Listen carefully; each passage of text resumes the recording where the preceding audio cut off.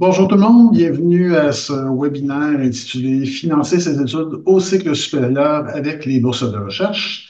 Mon nom est Ghislain Giguère, je suis adjoint à la vice-rectrice associée aux études supérieures et postdoctorales, qu'on appelle communément les ESP. Donc, financer ses études au cycle supérieur avec les bourses de recherche. Aujourd'hui, pendant la présentation, je vais tout d'abord vous parler de l'importance d'obtenir du financement étudiant pour vos études.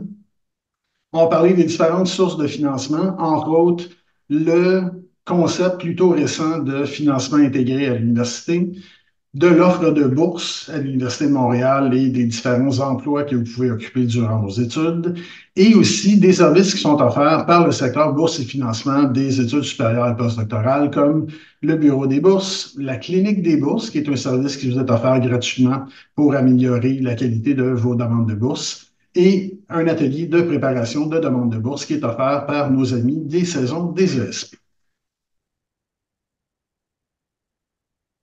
Le financement étudiant, c'est important. Vous êtes au cycle supérieur, vous êtes soit une nouvelle personne étudiante, bienvenue à l'Université de Montréal, ou vous êtes déjà là depuis quelques trimestres. Lorsqu'on est aux études supérieures en recherche, ben, qu'est-ce qu'on veut faire? On veut faire de la recherche, on veut se consacrer à ses études et on veut avoir du plaisir durant nos études. On ne veut pas passer son temps à stresser avec l'argent, avec le financement. Donc, c'est important de régler les situations financières difficiles, stressantes, anxiogènes, payer le loyer, payer les frais de scolarité d'avance pour ne pas que ça vienne affecter vos études et on va vouloir stabiliser sa situation financière. Si vous avez le privilège d'avoir quelqu'un qui paie vos frais de scolarité, vos frais de subsistance, tant mieux. Mais sinon, il faut vraiment adresser la stratégie de financement dès le début de vos études. Et même si ces frais-là sont pris en charge, mais je vous invite à rester à l'écoute parce que on va avoir une section sur les bourses d'excellence qui va quand même vous intéresser. Il y a des avantages à planifier sa situation financière parce que votre situation financière est directement liée à la durée des études.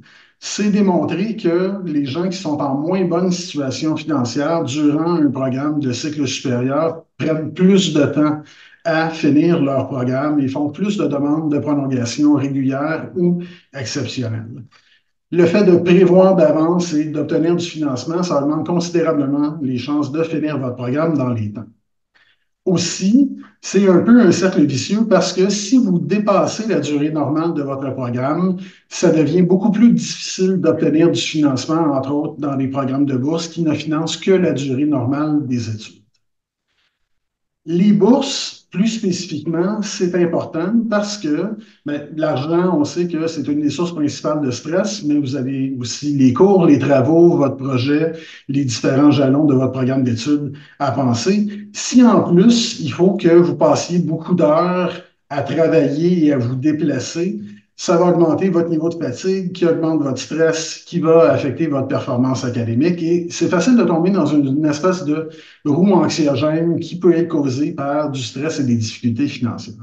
Personnellement, pendant mon doctorat, je suis tombé dans cette espèce de roue-là parce que j'ai pris trop de temps pour faire mon doctorat, j'étais en prolongation, il a fallu que je me trouve un travail qui était un travail de charge de cours pour les besoins de subsistance. Je faisais trop d'heures, j'ai prolongé mes études et ça a considérablement augmenté mon niveau d'anxiété. Évidemment, le but de la présentation aujourd'hui, c'est pas de juger les gens qui ont une situation financière difficile, c'est seulement de vous encourager à vous poser la question à savoir s'il existe des sources qui peuvent vous permettre de ne pas tomber dans cette espèce de roue anxiogène-là parce que on veut protéger votre santé mentale parce que c'est ça qui est le plus important au final. Même si votre situation financière est couverte par des sources externes, les bourses, c'est quand même important au cycle supérieur. Obtenir des bourses d'excellence, oui, c'est bon pour le portefeuille, mais c'est aussi bon pour votre CV et ça va vous aider à bâtir votre dossier en recherche. D'ailleurs, il y a dans certains domaines des bourses qui, lorsqu'elles apparaissent au CV, vont améliorer vos chances de placement après le diplôme. Et ça, on dit toujours les bourses attirent les bourses. C'est important de commencer tôt avec des plus petites bourses et à ce moment-là, ça va vous donner l'occasion d'aller chercher des bourses de plus grande valeur et avec plus de prestige parce que plus vous accumulez des bourses, plus ça convainc les comités de sélection de faire confiance à votre dossier, de vous faire confiance et de vous donner des bourses de plus grande valeur. On va regarder maintenant les différentes sources de financement. Un concept qui est implanté en Amérique du Nord depuis très longtemps et même au Canada anglais, mais qui commence à faire son chemin au Québec, c'est le concept de financement intégré. Qu'est-ce que c'est le financement intégré? C'est une combinaison optimale qui inclut différentes sources de financement qui va vous assurer un revenu minimal garanti durant la durée normale de vos études. Et effort intégré, ce que ça veut dire, c'est que il va y avoir différentes sources pour venir vous garantir le revenu minimal. Entre autres, les bourses qui vont être issues des fonds de recherche de votre direction de recherche ou du centre de recherche auquel vous êtes affilié, tout type de bourses externes, entre autres des grands organismes subventionnaires, des bourses qui sont issues de la philanthropie, d'autres fonds de l'université et les revenus d'emploi de certains types d'emplois spécifiques, soit à l'université. Et tout ça va être mis ensemble par votre département ou votre faculté. Ça va vous être offert à titre de financement intégré garanti. Une première source, c'est votre direction de recherche. Généralement, votre direction de recherche va avoir des subventions ou des fonds de recherche et souvent va pouvoir vous offrir une bourse ou des bourses à partir de ces subventions-là. C'est certain que de s'asseoir avec sa direction de recherche, peut-être une conversation qui a l'air un peu inconfortable parce que peut-être que vous venez d'arriver, vous venez de commencer votre programme, mais c'est une conversation qu'il faut avoir parce que entre l'inconfort de la conversation et le stress que va vous amener le fait de chercher l'argent ou payer le loyer, je vous assure que vous allez choisir le premier au lieu du deuxième. Aussi, la direction de recherche, à partir de ces subventions, pourrait vous fournir des contrats d'auxiliaire de recherche qui sont des emplois, mais qui vont vous aider à boucler votre budget. Aussi, votre département, on va dire votre unité académique d'attache, soit votre département, votre faculté ou votre école, peuvent vous fournir à l'intérieur du financement intégré soit des bourses qui viennent de ce qu'on appelle l'enveloppe de financement des ESP, c'est-à-dire que notre bureau aux études supérieures postdoctorales fournit un budget à chacun des départements, chacune des facultés à tous les ans pour distribuer aux étudiants et étudiantes de cycle supérieur dans les programmes de recherche. Il peut aussi y avoir d'autres sources, d'autres fonds de la philanthropie. Ils peuvent aussi vous garantir des emplois au courant de l'année, soit des emplois d'assistant de cours, qu'on appelle aussi auxiliaires d'enseignement, des emplois d'auxiliaires de recherche ou des assistants techniques. Pour savoir comment ça fonctionne, le financement intégré, mais ça varie beaucoup d'une unité académique à l'autre, donc je vous invite à vous renseigner auprès de votre unité académique d'attache. Évidemment, ben, les bourses, ça ne va pas nécessairement couvrir tous vos besoins financiers, donc c'est possible que vous ayez besoin d'un emploi pour boucler votre budget. Si vous devez avoir un emploi, c'est préférable d'avoir un emploi qui est lié à votre future carrière pour essayer de bâtir votre CV avec de l'expérience pertinente en même temps que vous boucliez votre budget. C'est pour ça que si vous êtes capable de prioriser des emplois à l'intérieur de l'université de type académique, comme les emplois d'auxiliaire d'enseignement, d'auxiliaire de recherche et d'assistant ou d'assistante technique, c'est certain que ça va être préférable. On recommande, durant le programme de maîtrise ou de doctorat, de travailler un maximum de 15 heures à 17 heures par semaine, mais on comprend que, bon, faut manger et payer le loyer. C'est certain qu'au plus de 22 heures, 23 heures par semaine, ça commence à être un peu serré si vous avez une thèse de doctorat à écrire en même temps. Il y a des offres d'emploi qui sont disponibles sur les sites départementaux. Donc, si vous voulez agir à titre d'auxiliaire d'enseignement, la plupart du temps, à la fin de chacun des trimestres, il y a les postes d'auxiliaire d'enseignement qui vont être affichés sur le site de votre département ou de votre faculté pour le trimestre suivant. Donc, vous pouvez vous renseigner auprès de votre unité académique pour savoir comment ça fonctionne dans cette unité-là. Ça diffère d'une unité à l'autre. Aussi, pour d'autres types d'emplois qui ne sont pas nécessairement des emplois académiques, vous pouvez vous abonner à l'alerte emploi des services à la vie étudiante. Et pour y accéder, vous pouvez pointer votre téléphone vers le code QR qui est à l'écran. Donc, vous allez sur le site vieétudiante.umontréal.ca dans la section de l'alerte emploi. Sur Alerte emploi, vous pouvez vous abonner. Ils affichent des offres d'emploi étudiantes Il y a un service gratuit d'alerte par courriel où vous pouvez vous abonner selon vos caractéristiques personnelles et les emplois qui vous intéressent. Et comme je vous disais, ça inclut des emplois sur le campus et à l'extérieur. Si on passe maintenant aux bourses les plus importantes, ce qui intéresse le plus les personnes qui sont à la maîtrise ou au doctorat en recherche, généralement, c'est les bourses des grands organismes subventionnaires. Au niveau fédéral, il y a trois organismes subventionnaires, donc en sciences humaines, le CRSH, en sciences naturelles et en génie, le CRSNG, et en santé, les IRSC. Ces bourses-là, généralement, les concours sont ouverts aux personnes étudiantes qui sont citoyennes canadiennes et résidentes permanentes, et ça, c'est au niveau de la maîtrise. Et au niveau du doctorat, depuis cette année, c'est également ouvert aux personnes étudiantes sur permis d'études internationales sous certaines conditions. Les bourses de maîtrise sont de 27 000 par année pour une période d'un an et les bourses de doctorat sont de 40 000 par année pour un maximum de 3 ans. Et ce sont des montants qui ne sont pas imposables. Les concours sont généralement lancés en octobre pour les bourses de maîtrise avec des dates limites en décembre. Et pour le doctorat, c'est lancé en juillet avec une date limite au début septembre. Au niveau provincial, vous allez poser votre candidature pour les fonds de recherche du Québec, soit Société, Culture, Nature et Technologie ou Santé. Donc ça couvre les sciences sociales et humaines, les arts et lettres, les sciences naturelles, mathématiques et génie et les sciences de la santé. Et au Fonds de recherche du Québec ou au FRQ, les bourses s'adressent aux personnes citoyennes canadiennes résidentes permanentes ou sur permis d'études internationales, encore une fois, à certaines conditions. Les bourses de maîtrise sont d'une valeur de 20 000 par année pendant 2 ans maximum, ou les bourses de doctorat sont d'une valeur de 25 000 par année pour un maximum de 4 ans. Et les concours sont généralement lancés en juillet ou en août pour une date limite au début octobre.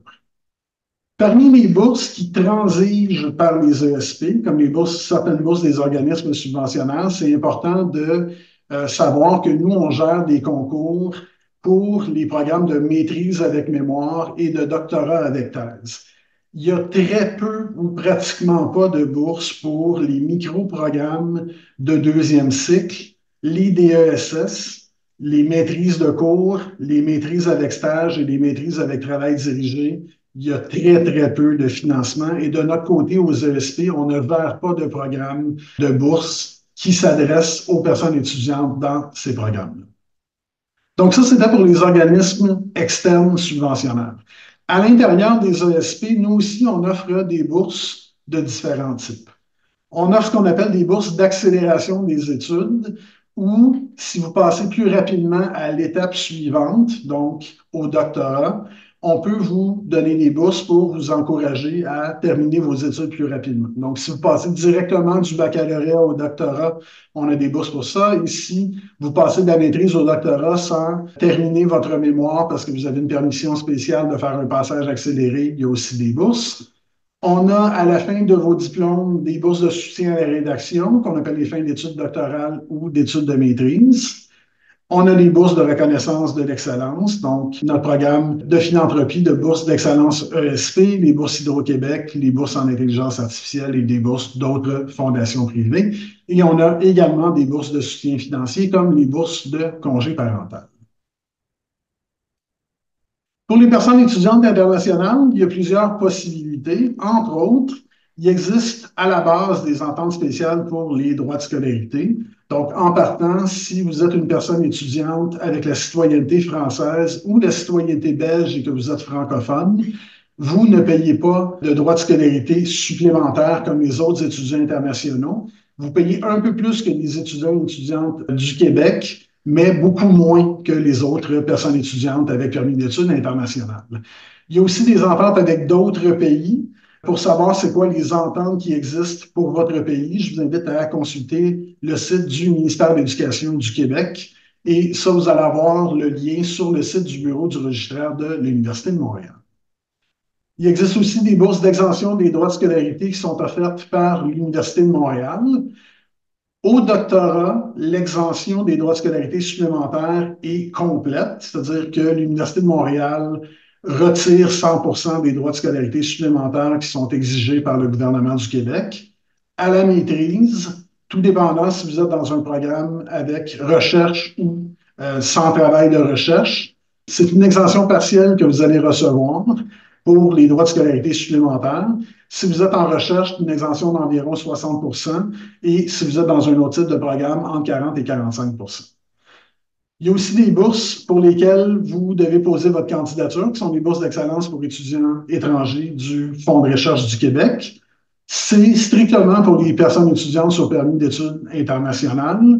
Ça s'adresse aux personnes à la maîtrise, au doctorat ou même qui veulent faire un stage postdoctoral.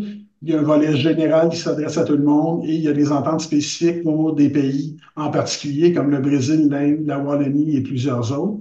Et vous devez surveiller le lancement qui se fait généralement autour du mois de juin ou juillet pour ce concours-là. Je reviens aux exemptions. Donc, à l'UDM, je vous disais qu'il y a des exemptions des droits de scolarité supplémentaires dans certains programmes. Vous n'avez pas à faire la demande de ces exemptions-là. Il n'y a pas de dossier à déposer ou de formulaire à remplir parce que ça va se faire automatiquement. Ça va être retiré de votre facture. Il existe aussi une exemption qui est moins connue, qui est l'exemption liée à la Charte de la langue française. Si vous êtes une personne qui est citoyenne canadienne non résidente du Québec et que vous êtes inscrite à un programme qui n'est pas offert en français dans votre province, vous pourriez obtenir l'exemption des droits de scolarité supplémentaires qui généralement est chargée aux étudiants canadiens non résidents du Québec. Encore une fois, ce n'est pas une exemption pour laquelle vous avez à faire une demande. Le registraire va regarder votre dossier, voir si vous êtes admissible. Si c'est le cas, ils vont vous demander de déposer une preuve de citoyenneté canadienne, mais non résidence du Québec dans votre dossier, et ils vont appliquer l'exemption de façon automatique. Donc, ça, c'était les principales bourses qui pourraient vous intéresser pour du financement étudiant. Je vais maintenant vous parler des services qui sont offerts par le secteur bourse et financement des ESP. Notre rôle au Bureau des bourses, c'est de gérer un ensemble de concours qui s'adressent aux personnes étudiant au cycle supérieur et de gérer une enveloppe de financement que l'on distribue aux différents départements pour donner des bourses aux étudiants et étudiantes de cycle supérieur. On s'occupe aussi d'informer les personnes candidates sur les programmes de cycle supérieur pour les bourses, soutenir les unités administratives et académiques et s'occuper des opérations administratives et financières. Et, comme je vous disais, on attribue aussi des budgets aux unités par le biais des enveloppes de financement. On gère environ une quarantaine de concours de bourses par année et on analyse plus de 5000 demandes de bourses annuellement et ça va en augmentant d'une année à la suivante. Et au point de vue du budget que l'on gère et des bourses qui transigent par notre service, on gère un budget de 16 millions, mais au total, l'argent qui transige par le Bureau des bourses et le secteur bourse et financement des ESP, ça tourne autour de 25 millions de dollars annuellement.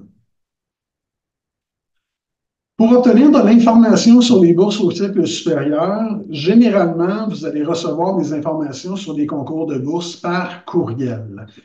Tous les lancements de concours de bourse se font par courriel. Nous, on transmet les informations aux départements et facultés et les départements et facultés utilisent des listes de distribution de courriel pour les transmettre aux étudiants et étudiantes.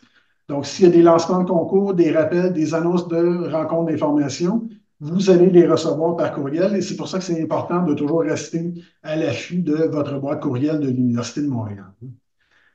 À l'intérieur de chacun des départements, il existe une personne qui est responsable des bourses. On vous invite à toujours contacter cette personne-là dans votre département ou faculté en premier parce que les gens à l'intérieur des départements ont souvent des connaissances sur vos propres programmes qui sont beaucoup plus extensives que les connaissances que nous, on peut avoir au bureau des bourses. Et il y a souvent des particularités dans vos programmes qui font que votre admissibilité va changer pour des programmes de bourse, etc. On vous demande de toujours contacter ces personnes en premier. Et comme vous voyez à l'écran, il y a un code QR. Si vous pointez ce code QR-là, ça va vous amener à la liste des personnes ressources dans chacune des unités académiques et l'adresse courriel à laquelle vous devez vous adresser en premier pour avoir des informations sur les bourses à l'intérieur de votre département ou faculté. Une autre source importante d'informations sur les bourses de cycle supérieur, c'est le site web des études supérieures et postdoctorales, le esp.umontréal.ca. Lorsque vous arrivez sur la page d'accueil, vous allez dans la section bourse et financement, c'est-à-dire le petit icône avec la loupe et le signe de dollar dedans. Et en cliquant là-dessus, je vais vous montrer quelques outils que vous allez pouvoir trouver. Si vous voulez nous rejoindre par courriel pour nous poser des questions à propos des programmes de bourse de cycle supérieur, vous pouvez nous rejoindre en tout temps à l'adresse esp-bourse avec un S à commercial esp.montréal.ca. C'est important lorsque vous nous envoyez un courriel de toujours indiquer à l'intérieur du courriel votre nom complet et votre matricule. Comme ça, si on a des vérifications à faire dans votre dossier, c'est beaucoup plus facile. Et pour nous aider pour le classement automatique des courriels, indiquez le nom du concours pour lequel vous voulez des informations dans la ligne de l'objet du courriel. Comme ça, c'est plus facile de classer des concours de façon automatique.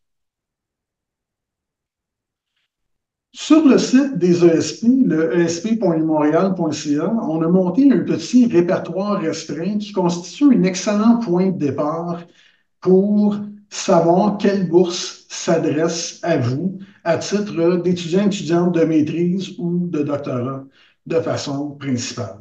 Si vous allez sur le répertoire des bourses au cycle supérieur qui est sur notre site web, vous allez avoir la liste, comme je vous disais, des bourses principales et vous pouvez classer cette liste-là de plusieurs façons, soit par type d'organisme, c'est-à-dire les grands organismes subventionnaires, les bourses qui sont offertes par les études supérieures et postdoctorales ou encore les fondations externes. Vous pouvez le classer aussi par date de lancement, si vous voulez savoir quels concours de bourses sont lancés au trimestre d'automne, d'été ou d'hiver. Mais de façon plus importante, ce qui intéresse beaucoup les gens, c'est que vous pouvez classer par niveau d'études. Les questions qui me sont posées le plus souvent, c'est je suis à la maîtrise, quelle bourse s'adresse à moi? Je suis au doctorat, quelle bourse s'adresse à moi? Je suis une personne étudiante internationale, quelle bourse s'adresse à moi? Si vous classez par niveau d'études, vous allez avoir, par exemple, toutes les bourses des personnes qui s'adressent à la maîtrise qui sont classées ensemble. Et pour reconnaître les bourses qui s'adressent à vous sur le petit répertoire restreint, on a mis des marqueurs de couleur en fonction du niveau.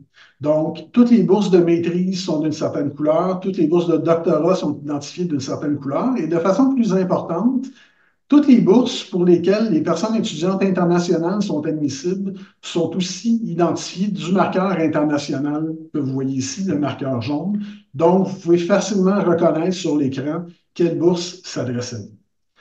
Dans le répertoire, vous avez toujours une définition restreinte de chacune des bourses, à qui ça s'adresse, quel est le montant de la bourse et est-ce que je dois passer par mon département ou non pour déposer ma candidature.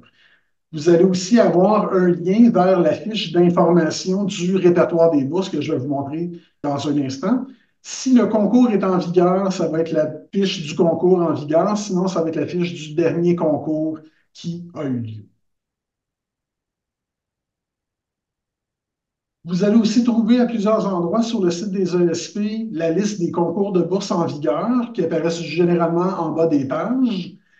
Seuls les concours ouverts sont affichés sur cette liste-là. Donc, si vous allez dans cet encadré-là, la liste des concours que vous allez voir, ce sont des concours que si vous cliquez dessus, vous allez avoir de l'information et les liens vers la fiche d'information sur le répertoire des bourses, mais vous pouvez être assuré que ces concours-là sont présentement ouverts. Aussitôt qu'ils sont fermés, ils disparaissent de la liste. Dans le répertoire que je vous ai montré sur le site des ESP, ce que vous allez trouver, ce sont les bourses dont on s'occupe au bureau des bourses des ESP. Mais il existe beaucoup plus de bourses que ça qui sont offertes au cycle supérieur à l'Université de Montréal. Entre autres, il y a beaucoup de bourses qui sont offertes par les services à la vie étudiante.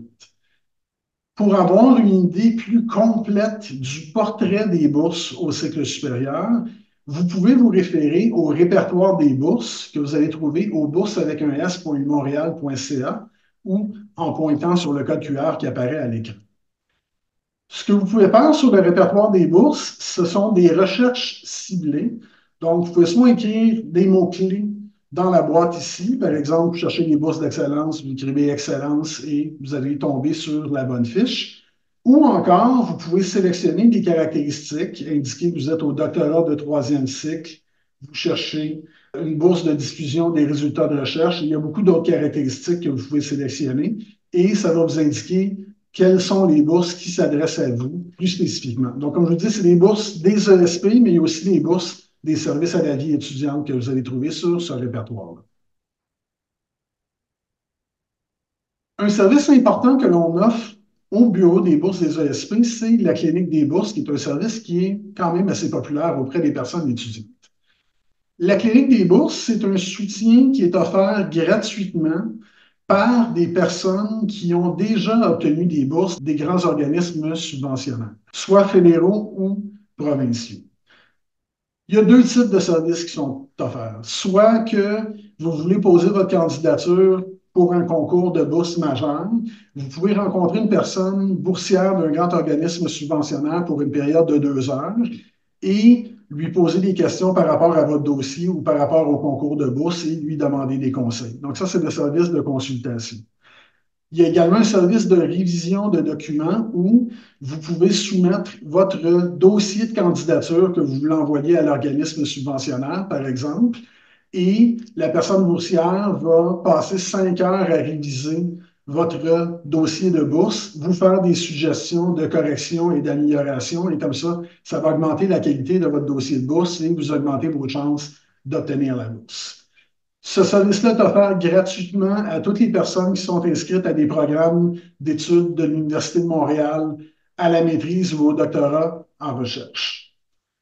Il y a une équipe d'une soixantaine de personnes qui font la révision. Donc, si vous faites la demande, ça devrait être accepté, qui est gérée par la coordonnatrice Laurie Beauvillier. C'est quand même un service qui est populaire. En 2024-2025, on a fait 180 révisions et 220 consultations. Et jusqu'à maintenant, pour 2025, on a environ 150 personnes qui ont profité du service et on a encore beaucoup de budget, donc ne vous gênez pas. La seule chose qu'on demande, c'est si vous faites une demande du service de révision, c'est que vous devez faire la demande minimalement 10 jours avant la date limite du concours parce que ben, ce sont des étudiants qui font les révisions. Il faut leur laisser le temps parce qu'eux aussi ont des cours et des travaux.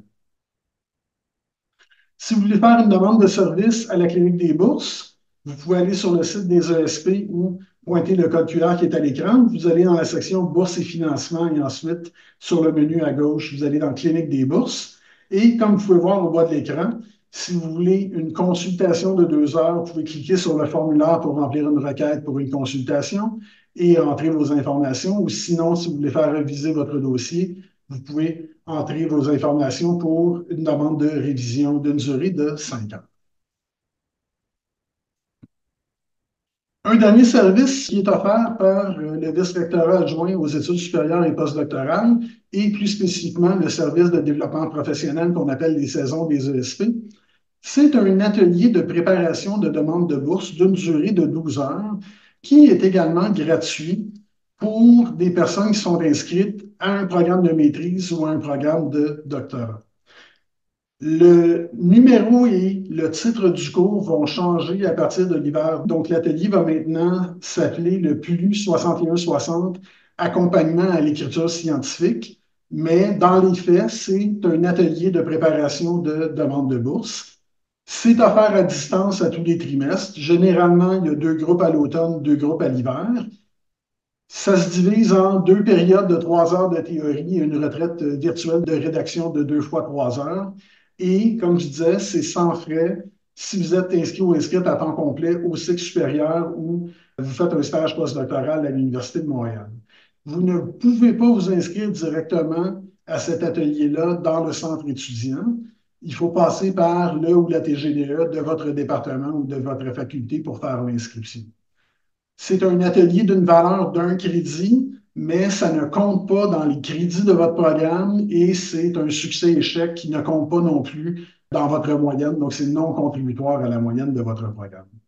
Si vous voulez avoir des renseignements sur cet atelier-là, vous pouvez pointer le code QR et vous pouvez aussi aller sur le site des saisons des ESP, donc le saisonESP.montréal.ca et aller dans la section activités, ateliers ciblés. Alors voilà, c'est ce que j'avais à vous dire sur le financement au cycle supérieur à l'aide des bourses de recherche. Je vous remercie d'avoir été avec nous aujourd'hui en grand nombre. Je vous rappelle les sources d'information principales, donc le site esp.montréal.ca, sur lequel vous allez trouver le répertoire restreint des bourses au cycle supérieur, ainsi que un lien vers cette vidéo même. Aussi le répertoire central des bourses de l'Université de Montréal, le bourse.montréal.ca.